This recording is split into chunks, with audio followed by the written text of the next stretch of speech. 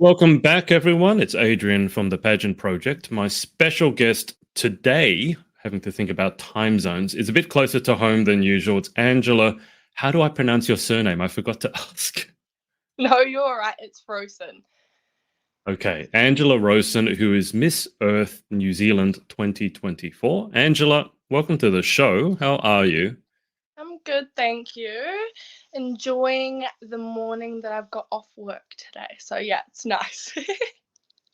And you're stuck here with me. Why don't we start with, because I have a fairly international audience, they may not know this is normally a problem with New Zealanders and Tasmanians. A lot of people overseas don't know what New Zealand is, and they think it's just part of Australia. And they also don't understand Tasmania. But let's go into New Zealand. So can you tell the people watching a bit about your home country? So New Zealand is, yeah, it's its own country and it's kind of divided into two. So you've got your North Island and your South Island. We also have our own Indigenous people, so we're Maori. Um, and yeah, we're a great little country. There's not many of us, but yeah, beautiful scenery, and just down to earth, funny people, really. I do think I've holidayed in New Zealand briefly. Well, maybe about 2 weeks in a camper van, South Island, not North, and I think it's the most beautiful country in the world. And you know, if anyone's seen Lord of the Rings, that's New Zealand, and that's actually what it looks like. I've never seen Angela speaking about your dress, which is that lovely green. I've never seen a country that is so green. You know that really deep, rich green. Yeah, we're very lucky when it does come. Like, I came to Australia and I was like, what is up? I was very, very young, bear in mind. I was like, what's up with their grass? Like, I didn't realize how lucky we were until I sort of saw sort of what other countries have. But yeah, we're very, very green over here. Our scenery is just absolutely spectacular. So yeah, very fortunate to sort of live in a place like this. And I think getting older and older, I'm realizing how Mm. lucky I am because when you're born here, it's just second nature. Like it is what it is, and you don't sort of actually think about how lucky we are to sort of be surrounded by what we are surrounded by. Just for my own curiosity, because I haven't been to the North Island, can you tell me a bit about the difference between North Island and South Island? One thing I actually didn't realize, but yeah, the North and South Island very different accents. So down south, they roll their R's quite a lot compared to up north. I think up north we're a little bit more rich in our Māori heritage Right. compared to down south. We've got a lot of like geothermal land up here as well, so like lots of our geysers and stuff like that. Down south tends to be a lot colder. Like you've got a lot more Mm. snow, stuff like that. Where up north it's more like coastal, so it's a little bit Oh, warmer. Like really different, really funny, sorry, how different the two is considering how close we are as well. yeah. Okay. Because in that case, I mean, I know a lot of Kiwis, and for those of you watching, that's slang for New Zealanders. I don't know why, but I have quite a lot of Kiwi friends. I used to work with a bunch of them, and they would always start every morning. They wouldn't say hello; it's kia ora, Yeah. and I can't pronounce that well. Yeah, but they would always say that. So I know quite a lot about New Zealand, but I think they were all from the south. So they would all tell me how much better the South Island is than the North. I don't know if that's still an ongoing thing, but I went through the South Island and Queenstown, and there were glaciers, and so yes, it was spectacular. It was quite cold, but let's get to you, Miss Earth New Zealand. I was just speaking to Angela before we went live, and I wanted to clarify her age because I was looking her up, and half the articles on the internet say she's 18, and the other half say she's 22. And the fact of the matter is she's neither. She's 19, although she was 18 when she won. But apparently, everything that you guys read on the internet about Angela is wrong. She doesn't know where people got the information from. It's fake news. So, Angela, why don't we just start with why don't you actually tell people about yourself and your advocacy and your Miss Earth journey? Because apparently, everything on the internet about you is wrong. Yeah, I mean, I'm not complaining. It was all nice stuff. It But probably it's all talk wrong. But yeah, probably taught me up a little bit too much. But yeah, so I'm 19. I was 18 when I did win my title, which is an amazing accomplishment. But it was held in the North Island up in Auckland. Um, it wasn't at the Sky Tower, which a lot of people said it was. Um, yeah, it was a whole heap of other contestants that are just absolutely amazing, wahine women. Mhm. And yeah, we did our competition. We sort of competed for our title.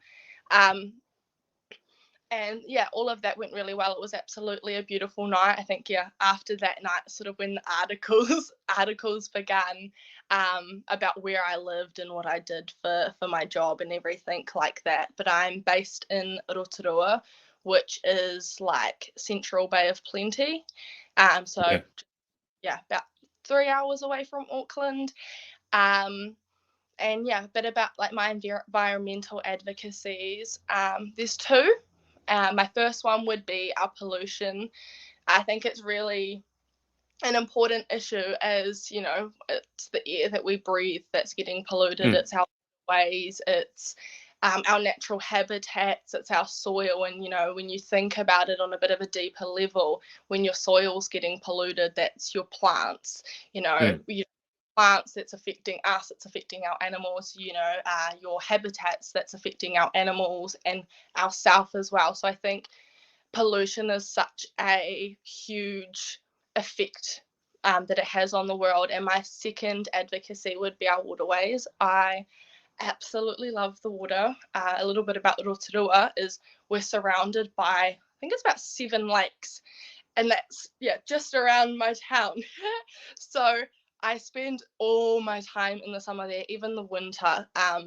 So protecting our waterways is just super important to me for our aquatic life. For myself, that's where I go to escape and sort of get some clarity. So that's a Mm. little bit of my advocacies and yeah, stuff like that.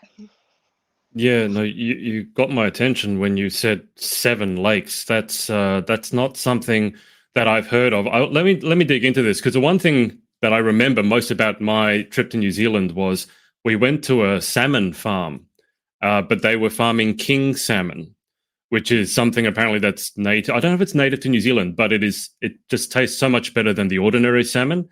And the water through that farm was flowing down from a glacier. And that water was so pure that they didn't need to give the fish any antibiotics. And even without that, they hadn't lost a single fish to illness, because that's how pure the water was. So when you say waterways and how important they are, definitely I think New Zealand must be at the forefront of that, because obviously being two islands, you guys are surrounded by water even more so than Australia is. Let me ask how. Let me ask a silly question. Do you fish at all? If you're surrounded by lakes, do you fish? Do you water ski? Like, Yeah, I love biscuiting. Do you guys know what biscuiting is? I know what a biscuit is. That's what you eat with your tea. I don't know what biscuiting is, though. Yeah, I was like, actually, I don't even know if you Aussies would know, but it's pretty much like it's like an inflatable, I don't know, like an inflatable bit of material, and it gets like towed behind the boat, and you just hang on for dear life. So I love that. I love that with my whole heart. So much fun. Had some major injuries coming off that at times. Um, yeah, I do fish. We don't fish too much in our lakes. It's more for yeah, your swimming, walking around it and stuff like that. Sure. There's so many fish in them. But with our beaches and stuff like that, definitely. Can you tell me more about this biscuiting? I mean, this sounds like a. So you're towed behind a boat at speed, I'm assuming, until you fall off. At which Yeah. point, what happens after that? So it's I guess it's yeah, it is a little bit like you're skiing or like you're wakeboarding where it's a bit of rope is tied to what we call the biscuit, and the driver's main goal is to sort of fly you around, get you to like go over the wakes, and yeah, Yeah. his goal is sort of see you face plant into the water.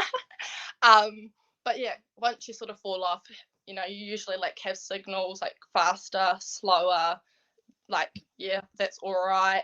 And you usually always have a spotter. So as soon as someone falls off, they tell the captain, and he just comes back around, and you just get on for more. How much time do you spend doing this?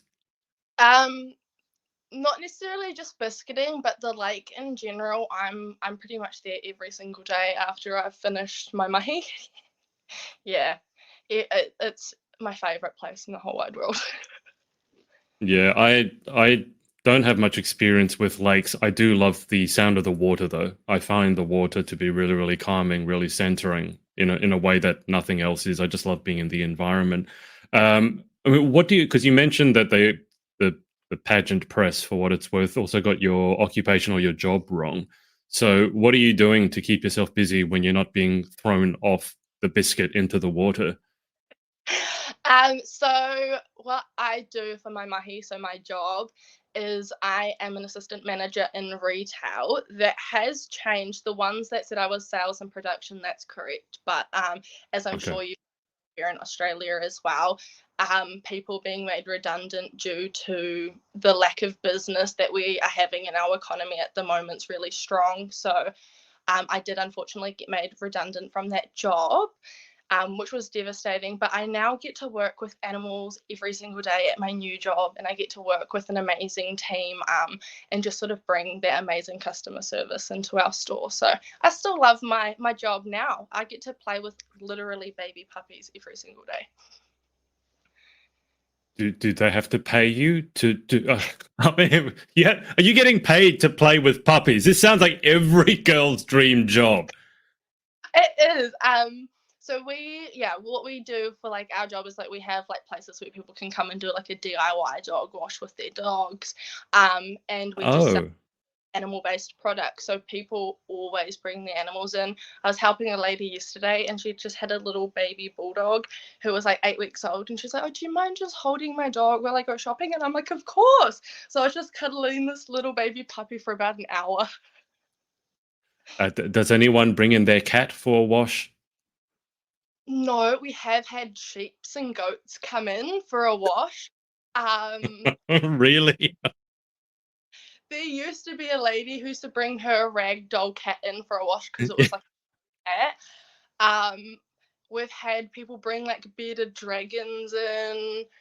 There are people that bring their cats in, and their cats just sort of walk from shoulder to shoulder. And they're chill. They're so chill. They have budgies and stuff like that just coming in. Like we have the works. Just give me a second. So, if the customer with the budgie comes in at the same time as the customer with the cat, isn't there a problem potentially there? We just cross our fingers and our toes and hope for the best. We haven't had a problem with it. Like we had about, I think it was like four dogs in store, and then some customers brought their two cats in, and their cats were absolutely fine. They were just, yeah, they're just chilling, just watching the dogs. Like at least I'm not Huh. getting a bath sort of thing. Wow. Guys, I can see a bunch of you watching as well back home, and I've got the comments. I will pass them on in a sec. If you have any questions for Angela, just whack them in the comments. Sheep and you said you had customers bring in sheep and goats. What, Yeah. I didn't know people kept sheep and goats as pets. Oh, yeah, 100%. We like growing up. We used to have a pet sheep. Um, he was our free lawnmower. We had a really, really big section. Like a lot of our houses here in Aotearoa do have some really decent sized sections, Yeah. and sometimes they're on hills and it's really hard to mow. So yeah, a lot of people have like a sheep or a goat, and it's a free lawnmower. What can you? Okay, so I've had a lot of cats. I've had some dogs. And I know how to. I think most people know what you can do with a cat or a dog, how to play with it. Can you play with a sheep or a goat? Like, can it do anything? I mean, the mowing is very useful. Don't get me wrong, particularly if you're on a mountain. But can you play with a sheep or a goat? Surprisingly, goats in particular, they think that they're dogs. They will come in, they will sit on your lap, they will follow you around the house. Like they're very, very friendly. animals. I know it's crazy. Here in New Zealand as well, just thinking about it, because it's again like it's just such second nature to us. Like we just don't even think about it. But if you live rurally, you have like a pet day. So when it's like spring, you know, you have your calving seasons and everything like that. You would pick, you know, a little calf out or a Yeah. sheep, and you would train it to be put on like a halter, and you train it to like be led around by a lead and all of that, and then you take it to school and you have like leading competitions on which cow looks the cutest and which one's been like brushed the nicest, and you have like little like my little sister, she came home with a gold medal because her cow looked the cutest and she came second in reining. Yeah, I we feel like I just feel like I'm learning about a completely different world, but it's ironic because Zealand is closer to me than some of the Australian states are. Um, I thought goats eat everything. I thought they go around, they eat everything, they're kind of grumpy, they kick. You're saying they sit on your lap? yeah, yeah. They're very, I mean, like, I think it's like any animal, as long as you sort of nurture it and you look after it, you Right. build that of love and trust. And so if you have built that relationship with that animal, then yeah, 100% they think that they're a dog, and they are just the cutest little things in the whole wide world. I feel very tempted now to get a goat just to see if I can actually train it up. But I don't think my cat would appreciate suddenly having a goat going around. I mean, I have to ask. Girls have all their favorite pets. I know a lot of girls, you know, dogs their best friend, cats. I know a couple of girls who have dragons. One that has a snake, which I don't understand what you can do with a snake, but she'll wrap it around her arm and take a photo with it. It's a tiny one, not not a boa constrictor, right? Like, yeah. Although probably someone out there will go, but I have a boa constrictor and I do pageants. But I mean, for yourself, I mean, what pets do you have, and do you have like a dream pet? Because you seem to have everything right there. Yeah, oh, a dream pet. I don't know. I think I love all animals, so I've said Okay.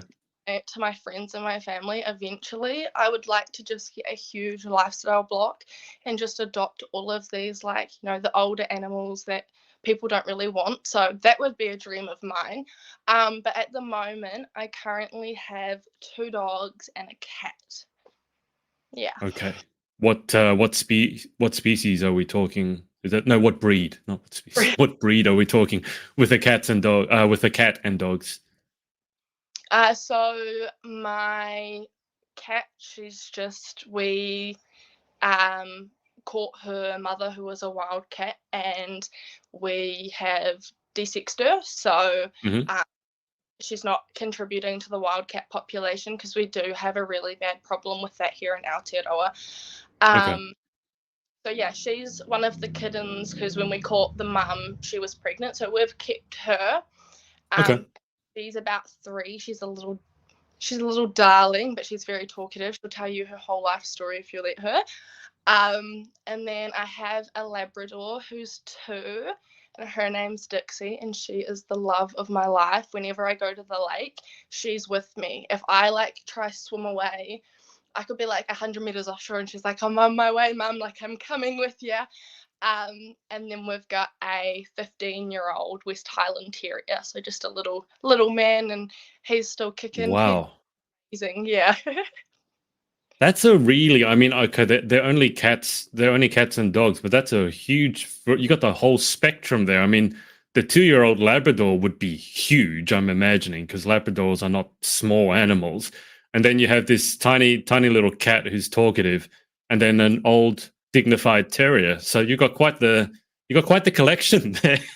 Yeah, and the funniest thing I think is my cat and our Labrador are best friends. Like my cat will spring attack my dog, and then my dog will like, yeah, they'll just have like a little play, and they're so gentle with each other. It's just the cutest thing. Yeah. It's like so against the typical like cats and dogs like can't be friends and they hate Yeah. each other. Where they're Yeah. the best friends. Let me ask you because I've had a lot of cats over my life, a couple of dogs. But a lot of people who don't have cats, you know how they say, oh, cats are really aloof or standoffish or they're really temperamental. But I have found that cats, once you get to know them, and I think each cat has a very different temperament. That's the thing. Sometimes I think with dogs, it's a bit easier to get a dog's trust. Once they know that, you build that trust, they'll follow you everywhere. But I find like with a cat, it's a bit harder to win its trust. But I don't find cats to be unfriendly at all. I mean, I can pick up my cat. He's part ragdoll, sling him over my shoulder. The other night, I was patting him, and he fell asleep so much so that he almost fell off my shoulder. So, Oh, like, am I the only one who doesn't think cats are unfriendly? I mean, your cat sounds lovely. yeah. Oh, she likes her animals. She can be temperamental with people. She is very Okay. much. You can touch and cuddle me when I want to be, but it's always on Yeah. my terms. But Okay. my other cat, she was 16 and her whole life all she wanted was cuddles and affection Yeah. and love. I think they've all like every animal has such a different personality Yeah. and they have their own like icks, you could say. Yeah. Um, Yeah. Their but own red flags. yeah. Yeah, so yeah, our cat, she's lovely when she wants to be, but otherwise she just wants her personal space. I think that's just like a person. That's probably, I mean, there's no person out there who always wants to be getting picked up and patted and being so.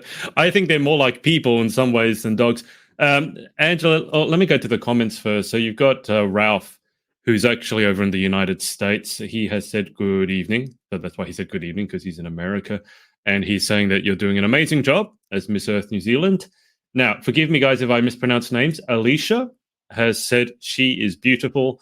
And Danelle has said, I love this interview. You're amazing, my darling. And I love listening to you and you having fun and laughing. Oh, that's my mum and my auntie, those last two comments. So thank you guys for tuning in. I love you. Perfect. Why don't we dig into your advocacy? Can you tell me how you got interested in the environment to begin with?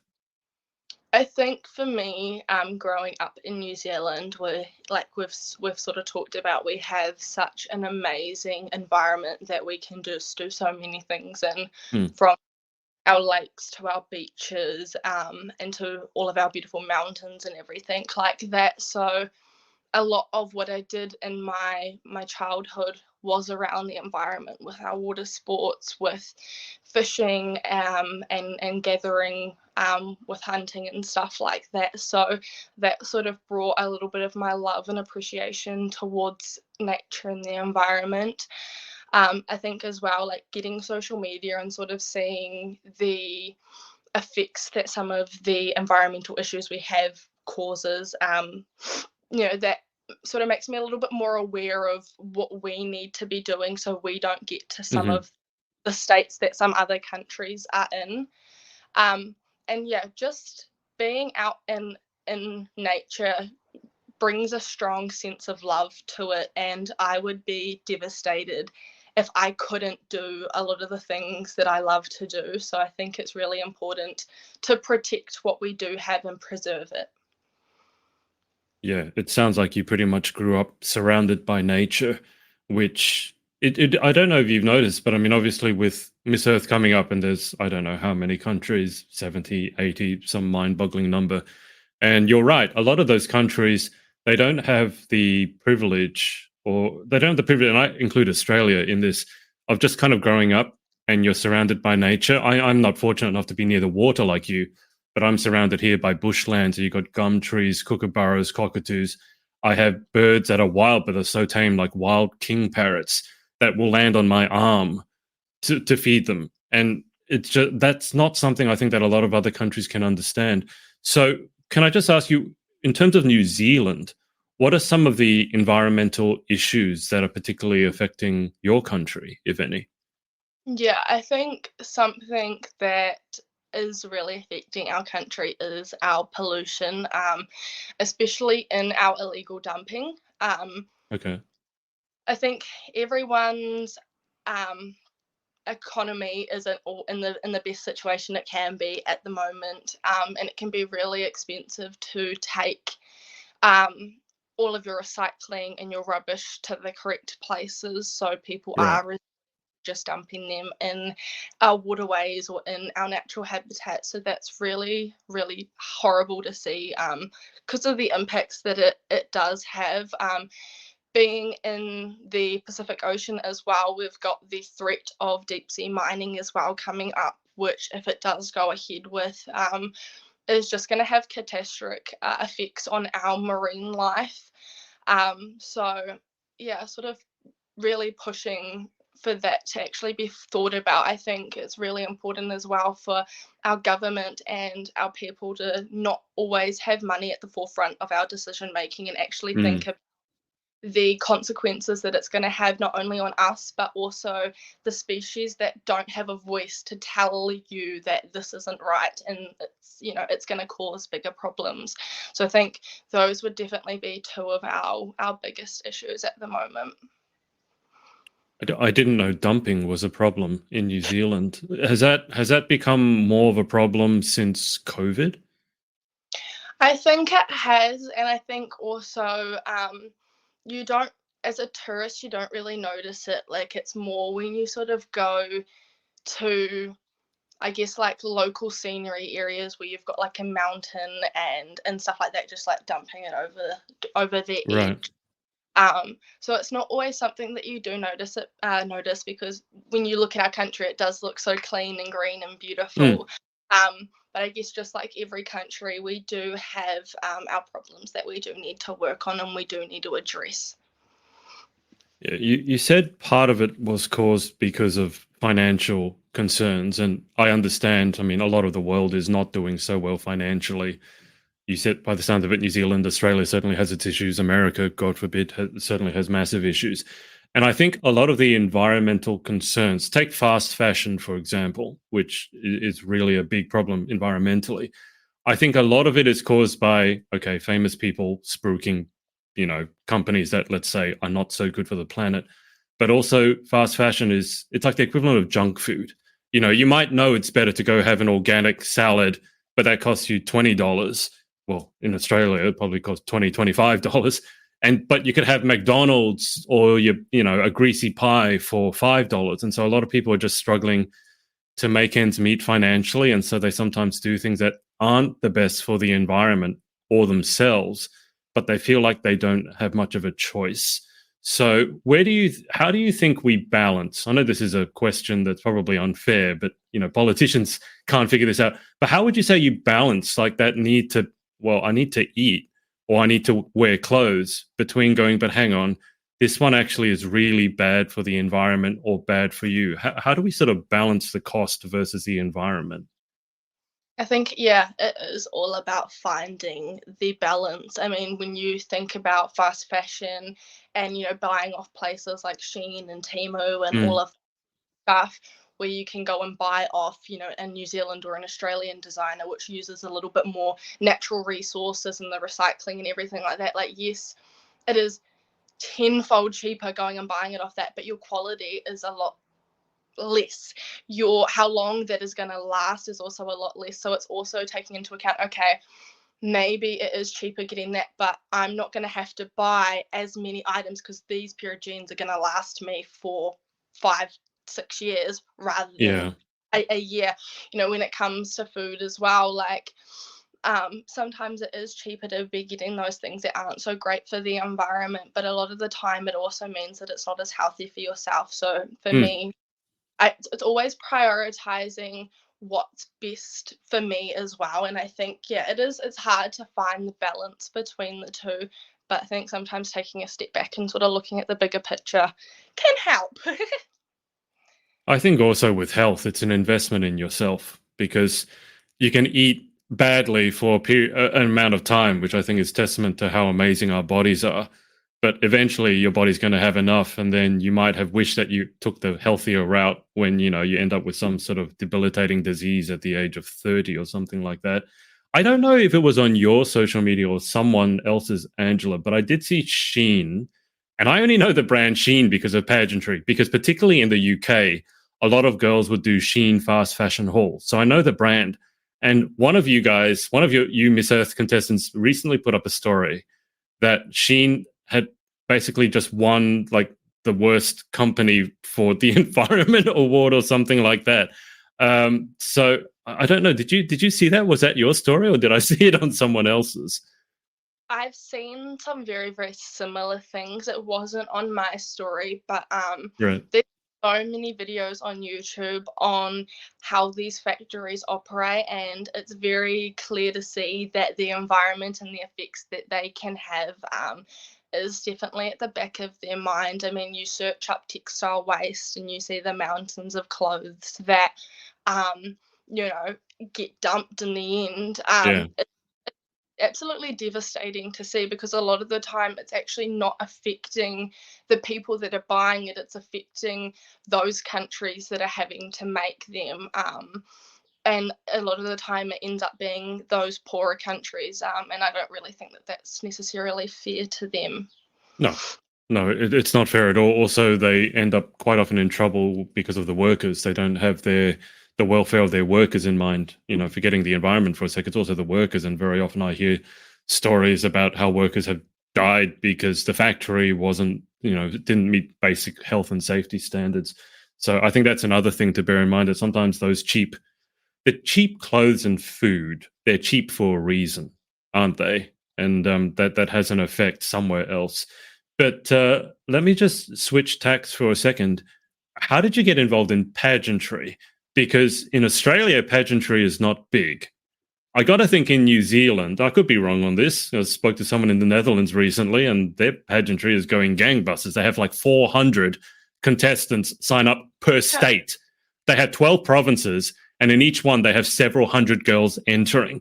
I'm like, in Australia, if we have 30 contestants in the final, that's already big. But how did you get involved in pageantry in New Zealand?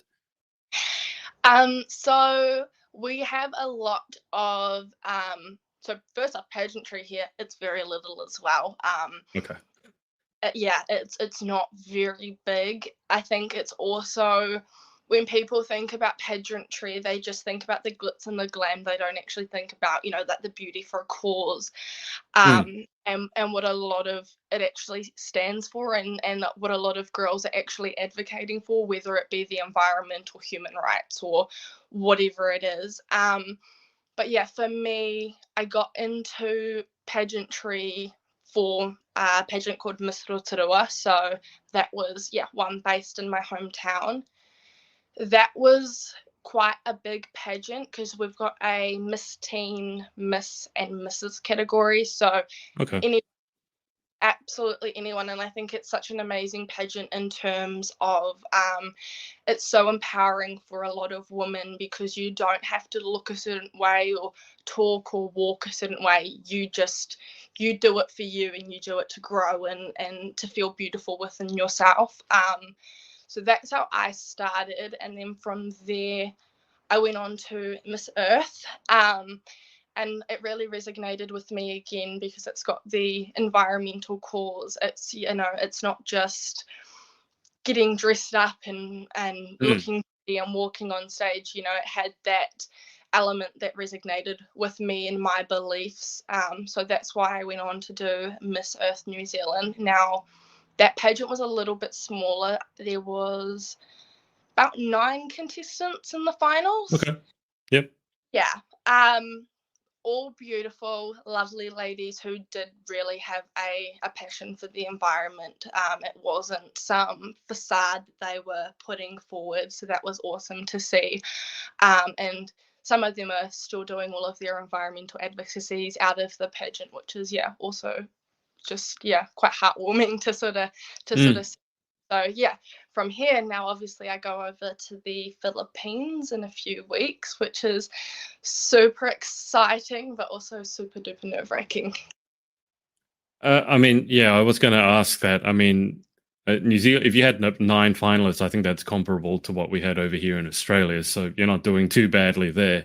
But what, what have you found out about what you're about to face in terms of the spectacle of an international pageant with, I have no idea how many countries? I mean, I don't know what you've heard about pageantry in Southeast Asia, but you guys basically will become A-list celebrities, so much so you probably will have your own security, because otherwise people will grab you, not to take you away, but just because they want to take photos with you. And they have a particular, let's say, they like to take photos with pretty blondes, and you're blondes, so they'll probably like to take a photo with you. How have you been getting ready for this? Like, and do you have any idea what you've gotten yourself into? I don't think I do to the full extent at the moment. Okay.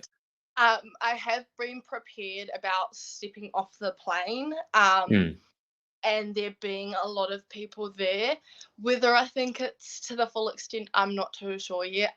Over here, I still walk through my hometown, Yeah. and people don't even know what I am and what I do. Yeah. So going over there and having a lot of people know who I am will be, yeah, a little bit intimidating. But I also think it's exciting because I get to go over there and I get to experience all of that, but then I still get to come home and be a normal human being. That I think that's something that us Australians and probably you New Zealanders like as well, as the ability to just come back and be down to earth.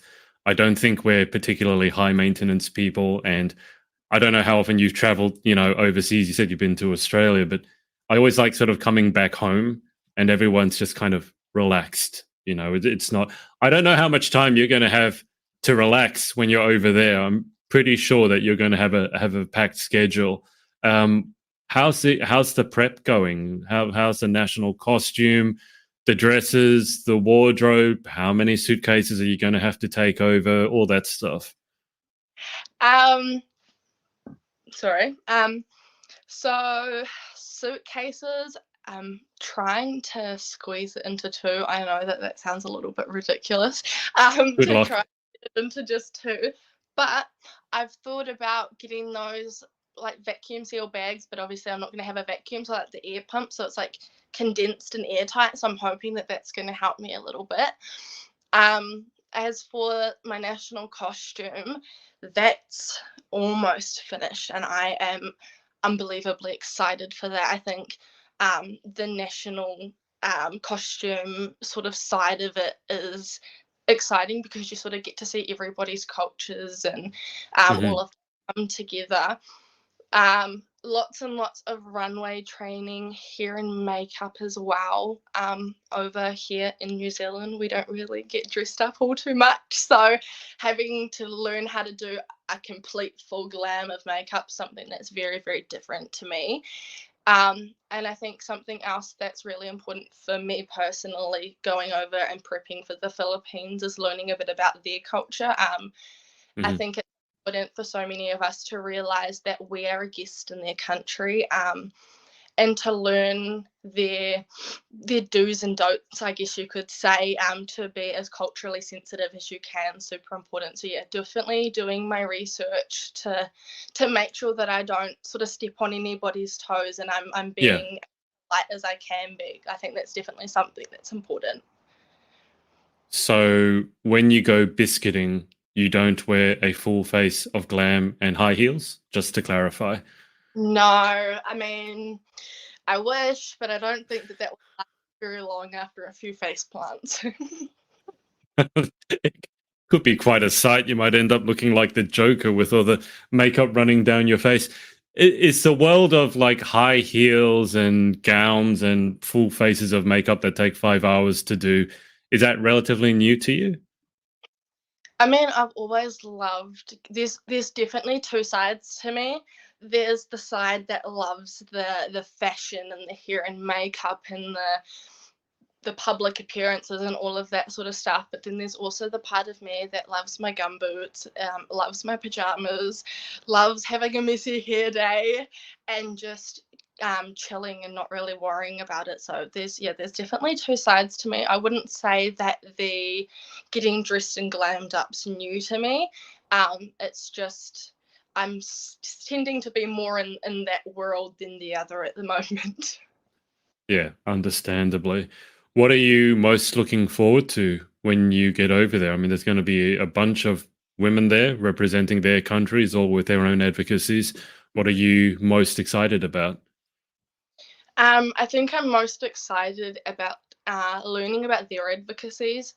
and just learning a little bit more about the environment. I mean, I'm not Google, and I definitely don't know anything, everything. I do know a little bit. Um, so I think it's going to be really interesting to sort of see what they're facing with their environmental issues, what they do to help prevent and preserve in their countries. I think that's going to be awesome.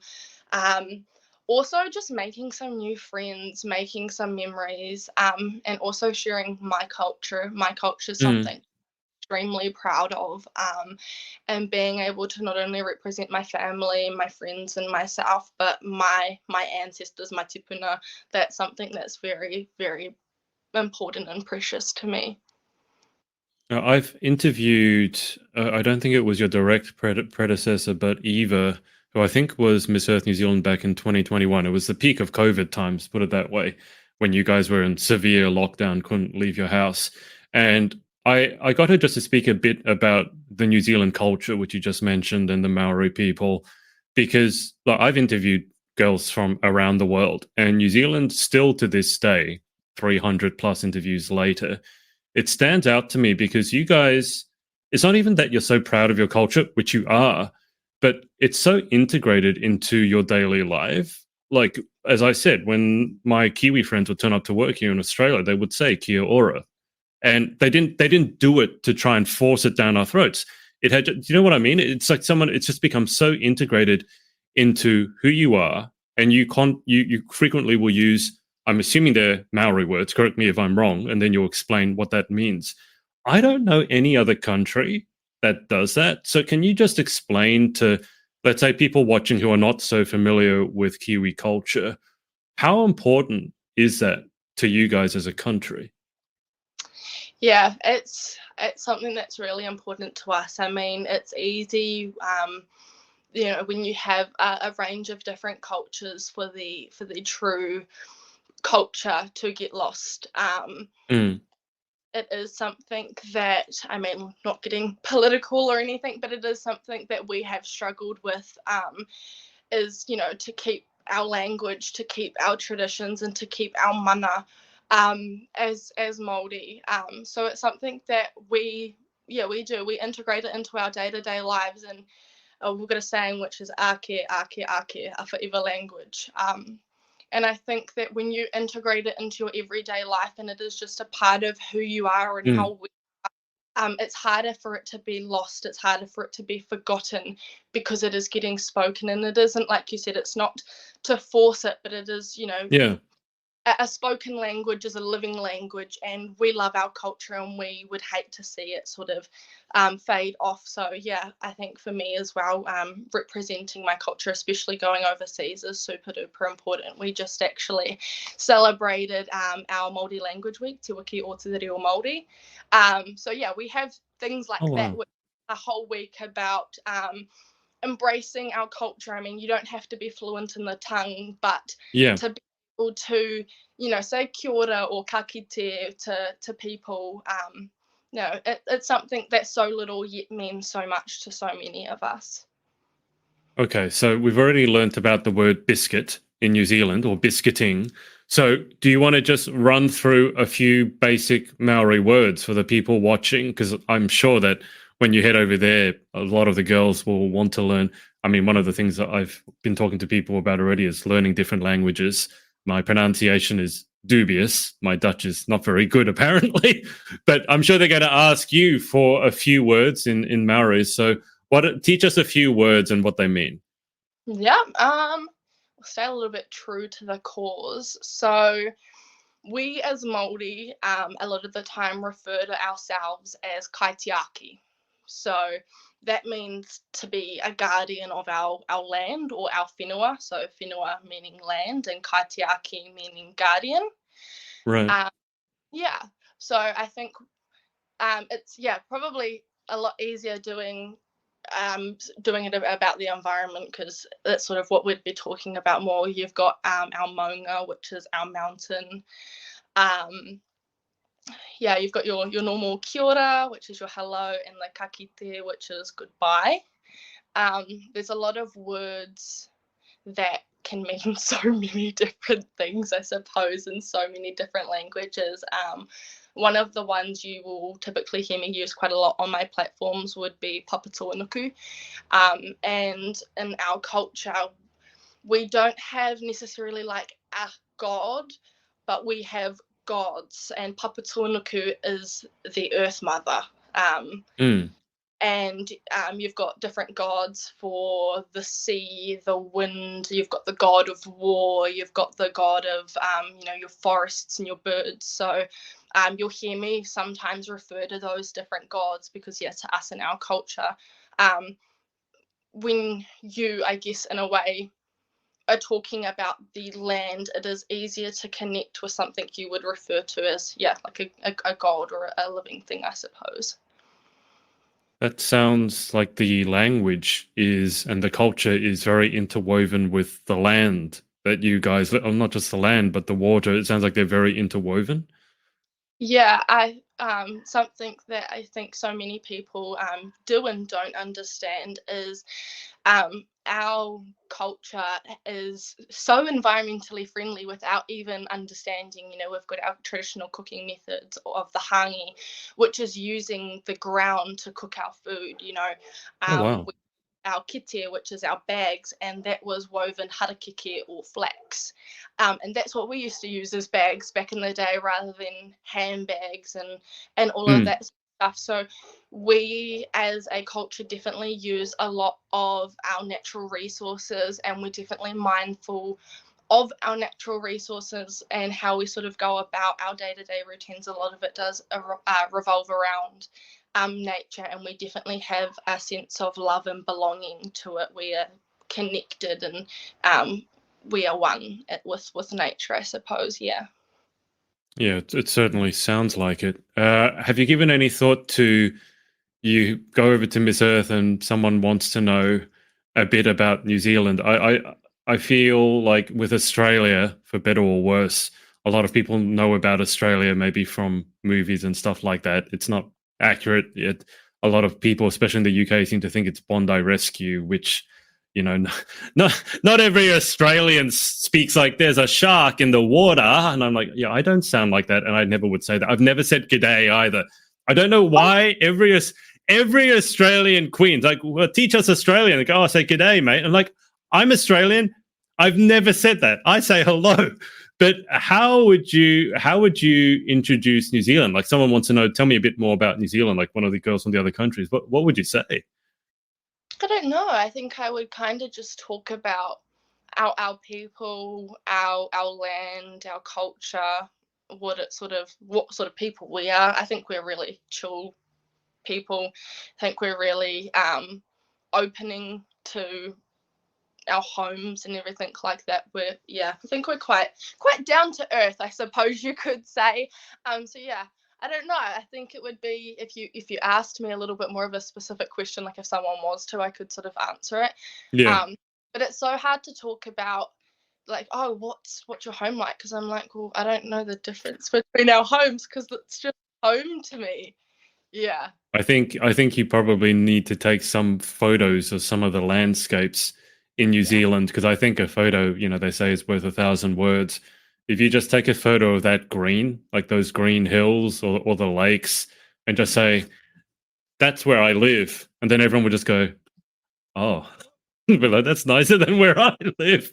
I really think that would work. Just because the scenery in New Zealand, I'm not blowing smoke when I say I think it's the most beautiful country in the world, because it just looks. It's almost like a land out of time. It's kind of reminds you of what the world would have looked like without us, doing all the things that us humans like to do. That's how I feel about it anyway. So maybe a photo or two wouldn't go astray. Yeah, no, 100%. I mean, I think I'm a little bit biased as well, living in my hometown pretty much my whole life. But I think Rotorua, above all, is almost the most beautiful because you're so central to everybody. So you've got like your lake, your beaches that are 45 minutes away. You've got all the lakes that I talked about. You've got the geysers. You've got the mud pools. You've got the redwood forests. You've got like gorgeous mountains. You've got like government gardens. Like you've literally got all that you could ask for nature wise, like all in one place with a home of mountain biking. So like that sort of speaks for itself. Yeah. So what does it feel like for you when you go to like I was gonna say a big city or a concrete jungle? How does that make you feel? To be brutally honest, I hate it. I really don't like it. Um, I mean, it's really lovely to sort of dip your toes in, but Not I don't. really. I mean, this is, I asked this because I said I grew up where I'm growing up. It's around bush, and I've lived here all my life. And so my primary school, so before we hit teens, it had 3 soccer pitches, and just all this outdoor space. And when it comes time to lunch, you can go run outside with your friends, play games. And then my high school was in the middle of the CBD of Sydney. And I kid you not, there was not a blade of grass. Everything was just this concrete black bitumen, tall skyscrapers. And it felt I'd never been more miserable in my life. I just hated it. And so many people come to Sydney and they love to go through. And I can understand that because you're looking at Harbour Bridge and Opera House. But to me, if you ask me what is Australia, to me, Australia is the outdoors. I don't understand people who don't like to be outdoors. They prefer to be indoors with the air conditioning on and just be miserable with no sunlight. I'm like, no, I need to be outdoors. You don't understand. So, I mean, I think I understand where you're coming from, that, big cities are probably not your favorite place to be. Yeah, I think it's nice, like I was saying, like, yeah, dip your toes in, sort of, you go there for a day or two and then you can come back to reality. Yeah. Like, yeah, it is nice.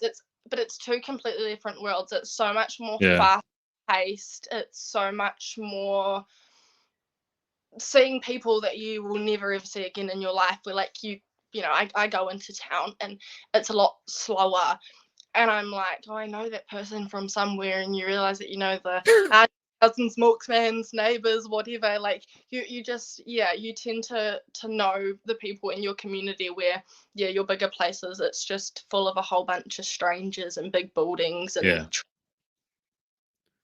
Did you just say milkman? We don't actually have milkman, like just the old Okay. saying.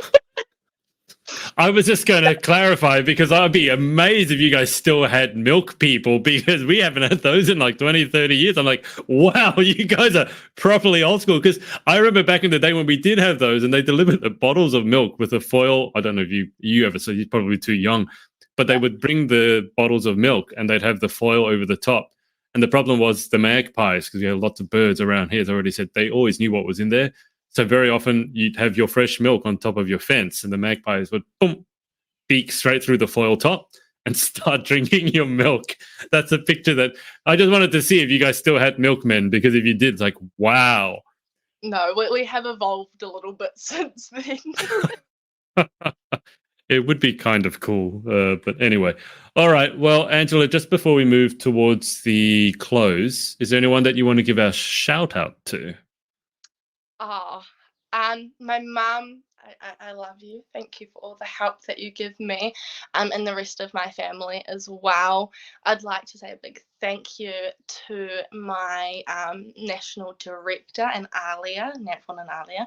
I would not be sane and going overseas without you guys. It's a very stressful experience, and I think that having my partner and my family and my friends and my national directors definitely make it a lot easier. I know that there are some girls that don't get as much aroha and support as I do, so I'm very fortunate to all of the people that do, and to everyone that watches my journey. I love seeing everyone's little comments. I think it's the sweetest thing in the whole wide world.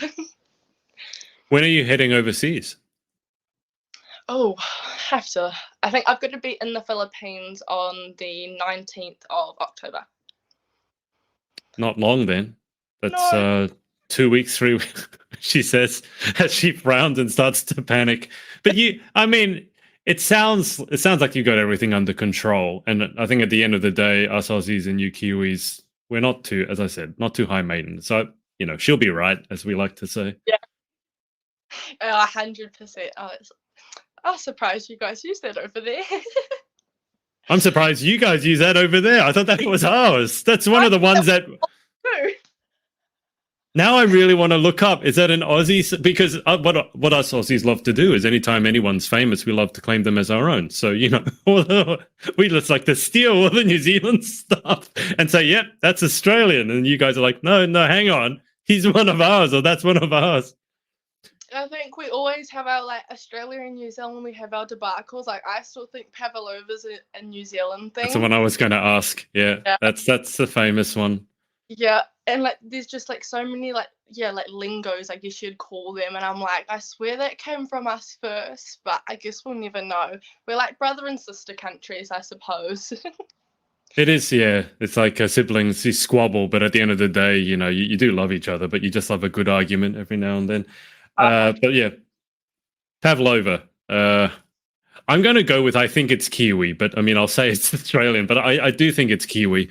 And I do love a good Pavlova. I used to make those all the time. Anyway, before we get distracted by Australia versus New Zealand, let's get to these final 10 questions. So number 1, what is your favorite word? And I should preface that by saying you could have it in English or Maori, whichever way you want, or both. Oh. Word or slang? Yeah. Word, slang, phrase, whatever you like. Yeah, nah. Yeah, so, like, if someone was like, oh, do you want to go for a walk? Yeah, nah. Like, you don't want to go for a walk. Yeah, nah. That's us Aussies have a version of that too. We say yeah, no. You're going yeah, nah. I say I had a former Miss Universe Great Britain staying with me, and one of the things she picked up was that us Aussies always go yeah, no, and she couldn't understand what it meant. It's like, is that yes or no? It's like, I don't know. It's just yeah, no. So it's very. We got yeah, nah, which is no, or yeah, nah, or nah, yeah, and then that's yes. Like, we just like to confuse our guests. But the funny thing is, it's not confusing to us. We know exactly what it means, but it must be confusing when we say both yes and no at the same time, I guess. I never really thought of it that way. Okay. I guarantee you that's not an answer to that question. So that's good. Number 2, what is your least favorite word? Oh. I'm going to be basic just because it's the first thing that comes to my head, and that's just moist. I have heard that one before. And just so you know, this is one of the things I came up with my Dutch interviewee. The word for beautiful is very close to moist. It's like moois. So when they say you're moist in Dutch, apparently it means you're beautiful, but that might not translate so well. Is it mooi meisje? Something like that. I just remember reading it underneath, and it's very close to the word moist. Fun fact. Yeah. Let's move on. Number 3, in life, what gets you excited, or what turns you on? Oh, going to the lake, going out in nature, and just being one with it. That's it's my happy place. It's my place where I unwind. It's the place where all of my fondest memories are. So just nature. Yeah. What turns you off? The city, rude people, yeah, Karens. Karens. I don't really think about that. I need to find out at some point why Karen has become so synonymous with Karens. I think it's very unfortunate that if your name is actually Karen, that Karen now means what Karen means. Okay, so that number 5, what sound do you love? I think I do it with my dog all the time in, like, horse riding. So, like just the clicking. I do it all the time. That was very loud. That was quite impressive. I don't know how you make that noise so loudly. Wow. Do that again. I use it to, like, when I don't want to actually talk, I use it to call my dog. It's funny. I have a step counter, an old like ticker tape counter that I go around, 10,000 steps. And every time you take a step, you press a button and it makes the exact sound that you just sound like my step count. I wouldn't need to count my steps. You just be making that sound. That's amazing. I never heard that sound so loudly before. All right. What sound do you hate? Oh, chewing. I cannot stand the sound of people chewing, like the slap lipping, like that, or just chewing. That's and the sound of licking. So the moist sounds, basically. Yeah, like if my dog's sitting there licking, it's like Oh, nails yeah. to me, and like the sound of Yeah. you, it's the same, like nails on a chalkboard. As I said, I've done a few of these interviews before, and one girl, the chewing sound is a very common answer, and one girl hated that sound so much that if she heard it, it would make her cry. She would just burst into tears whenever she heard that sound, and so everyone around her learned to chew a bit more quietly, I would say. But yeah, I hate that sound too. Unfortunately, you might need to look this up actually. On a serious note, in some Asian cultures, chewing loudly and slurping soup is actually a sign that you're really enjoying your food. And so it's rude if you don't do it. Me having the ear that I have, I hate it. But in some cultures, it's considered polite. So that's one of those really weird things where there's something that on one side of the world we hate, and the other side, like if you don't do it, you're rude. So that's just something to bear in mind. I don't know if you've seen that one. So you may need to deal with some slurping, Angela, is what I'm saying. Get me some little earbuds. Yeah. Okay. What, if you could have any superpower, what would you pick and why?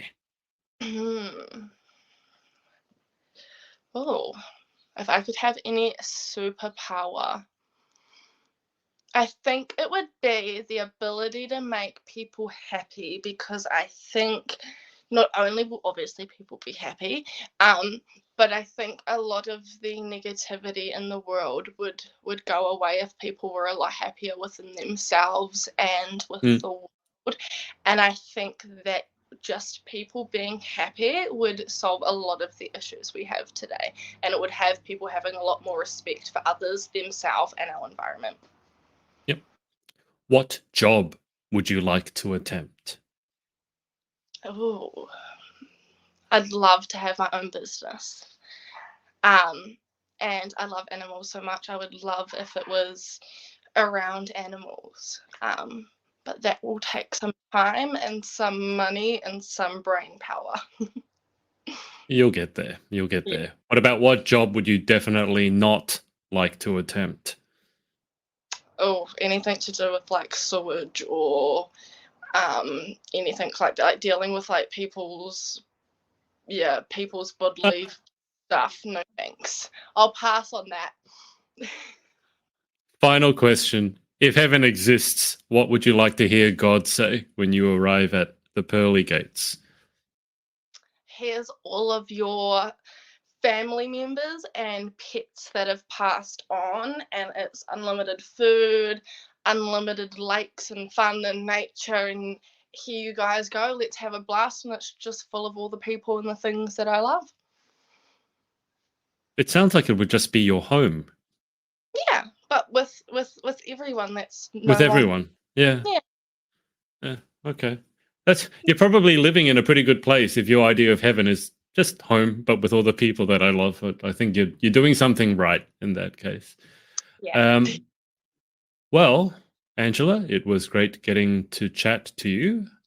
Best of luck over in the Philippines in whatever I'm looking at the date, 2 weeks, 3 weeks. So sorry to remind you.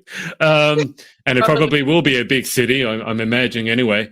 But best of luck representing New Zealand. It was great to hear a bit about biscuiting and all the pets and the goats and the sheep. I feel like I've learned a lot today. And I will keep you on the line for just a sec whilst I hang up with the audience. But thanks everyone for watching, and we will speak to you next time. Bye.